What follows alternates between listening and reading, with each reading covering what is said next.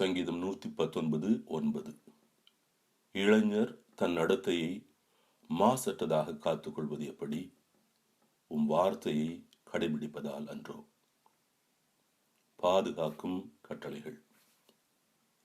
ஆன்மாவின் அழகு ஒளிர்வதும் மிளிர்வதும் அது குற்ற உணர்வற்றதாக தூய்மையாக இருக்கும்போதுதான். இந்த நிலையை அடைய வேண்டும் என்று சொன்னால் தேவனுடைய பாதுகாக்கும் கட்டளைகள் தான் அதை நமக்கு பெற்றுத்தர முடியும். ஆகவேத்தான் இளமையிலேயே இந்த கட்டளைகள் பெற்றோரால் பிள்ளைகளுக்கு சொல்லித்தரப்பட வேண்டும்.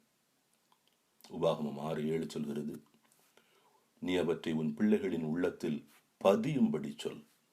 உன் வீட்டில் இருக்கும் போதும் பயணத்தின் போதும் படுக்கும் போதும் எழும்போதும் அதை பற்றியே பேசு என்று சொல்லப்படுகிறது. இதை திரும்ப திரும்ப நினைவுபடுத்துவதற்கு சில செயல்களை செய்வதற்கு அடுத்த 2 வசனங்கள் ஆலோசனை சொல்கிறது. கையில் அடையாளமாக அவற்றை கட்டிக்கொள். உன் கண்களுக்கிடையே அடையாளமாய் பட்டயமாய் இருக்கட்டும்.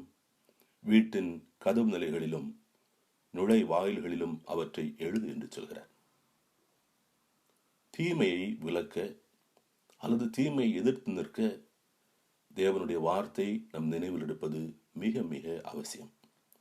சங்கீதம் 119:16 தாவீது சொல்கிறான், உம் விதிமுறைகளில் நான் மகிழ்ச்சியுறுகிறேன், உம் வாக்குகளை நான் மறக்க மாட்டேன் என்று சொல்கிறான்.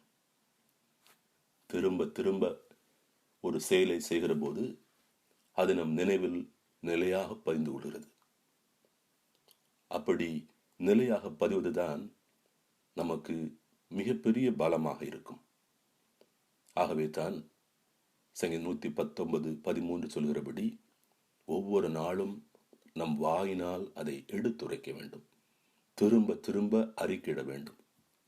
உம் வாயினின்று வரும் நீதி தீர்ப்புகளை எல்லாம் என் இதழால் திரும்ப திரும்ப எடுத்துரைக்கிறேன் என்று அந்த வசனம் சொல்கிறது. எந்த ஒரு கலையை கற்றுக்கொள்ள வேண்டும் என்று சொன்னாலும் அதற்கென்று சில பழக்க வழக்கங்கள் வேண்டும், தொடர்ச்சி வேண்டும். நாமும் கூட ஒருவர் மற்றவரை ஊக்கப்படுத்த நமக்கு பிரியமான தேவ வார்த்தைகளை பகிர்ந்து கொள்வோம், ஜெபம் செய்வோம். அப்பா, எங்கள் வழிகளை காப்பதற்காக கட்டளைகளை தந்ததற்கு நன்றி செலுத்துகிறோம்.